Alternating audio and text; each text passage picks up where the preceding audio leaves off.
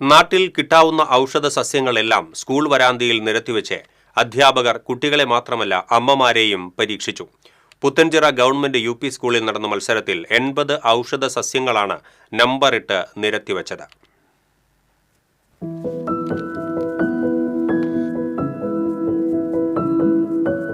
ഔഷധ സസ്യ ഇനങ്ങൾ തിരിച്ചറിഞ്ഞ് എഴുതി കൊടുക്കുന്ന മത്സരമാണ് പുത്തൻചിറ ഗവൺമെന്റ് UP സ്കൂളിൽ സംഘടിപ്പിച്ചത്.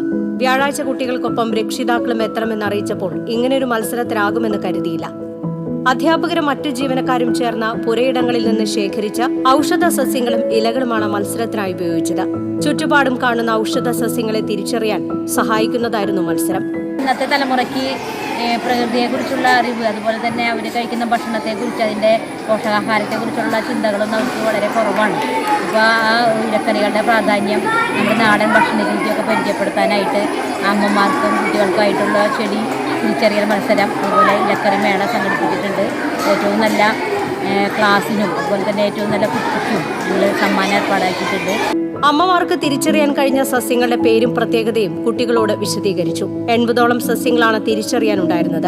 59 ഇനങ്ങൾ തിരിച്ചറിഞ്ഞ ഷിജി ഷൈജു മകൻ ബദ്രിനാഥും മത്സരത്തിൽ 1ാം സ്ഥാനത്തെത്തി. കൂടാതെ സ്കൂളിലെ ക്രിയേറ്റീവ് കോർണറിൽ രക്ഷിതാക്കൾ ഇലക്കറികളുടെ പാചകവും ഔഷധ ഗുണങ്ങളും വിദ്യാർത്ഥികളെ പഠിപ്പിക്കുന്നുണ്ട്. വിവിധങ്ങളായിട്ടുള്ള പ്രകൃതി അടുത്തറിയുന്ന മത്സരങ്ങളുമായിട്ടാണ് ഇന്നത്തെ ഒരു ദിവസം കുട്ടികൾ പ്രകൃതിയെ തിരിച്ചറിയുന്നത്.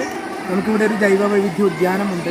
അവിടെ തന്നെ കിട്ടുന്ന ഔഷധങ്ങൾ കൂടി ചേർത്തുകൊണ്ടാണ് ഇവിടെ ഇപ്പോൾ ഏതാണ്ട് 80ഓളം നാടൻ ഔഷധ സസ്യങ്ങൾ കുട്ടികൾക്ക് പരിചയപ്പെടാനുള്ള ഒരു അവസരമുണ്ട്.